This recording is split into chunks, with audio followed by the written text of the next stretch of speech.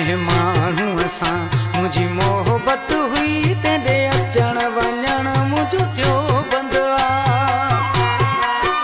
मुंहिंजो पेरे उघाड़े आधीअ जो उन माण्हू लाइ थियल पंध आहे। मुंहिंजो पेरे उघाड़े आधीअ जो उन माण्हू लाइ थियल पंध आहे।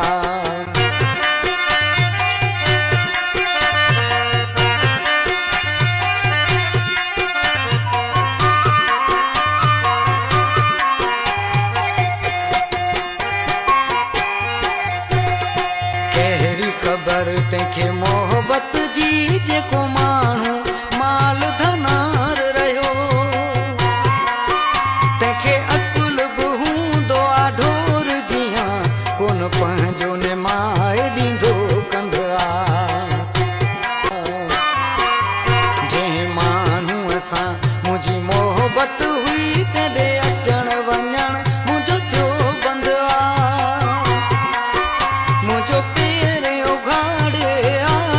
जो उन माण्हू लाइ थियल पंध आहे।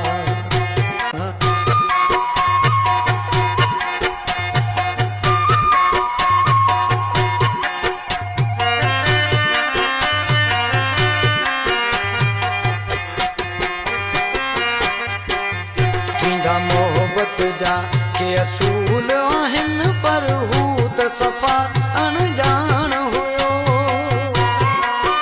जंहिं दिल तोड़ी तंहिंखे कहिड़ी ख़बर कीअं सड़ंदो सूरन में संद आहे। जंहिं दिल तोड़ी तंहिंखे कहिड़ी ख़बर कीअं सड़ंदो सूरन में संद आहे। जंहिं माण्हूअ सां मुंहिंजी मोहबत हुई तेॾे अचण वञण मुंहिंजो थियो बंदि आहे। मुंहिंजो पेरे उघाड़े आधीअ जो उन माण्हू लाइ थियल पंध आहे। मुंहिंजो पेरे उघाड़े आधीअ जो उन माण्हू लाइ थियल पंध आहे।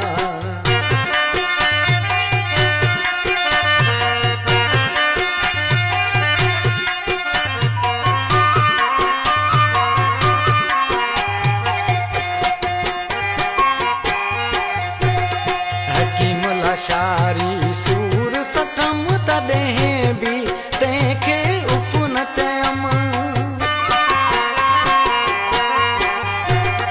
हकीम लाशारी सूर सठम तॾहिं बि तंहिंखे उफ न चयमि।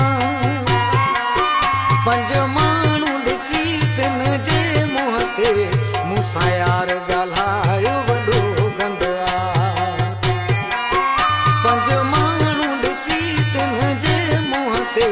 मूंसां यार ॻाल्हायो वॾो गंद आहे।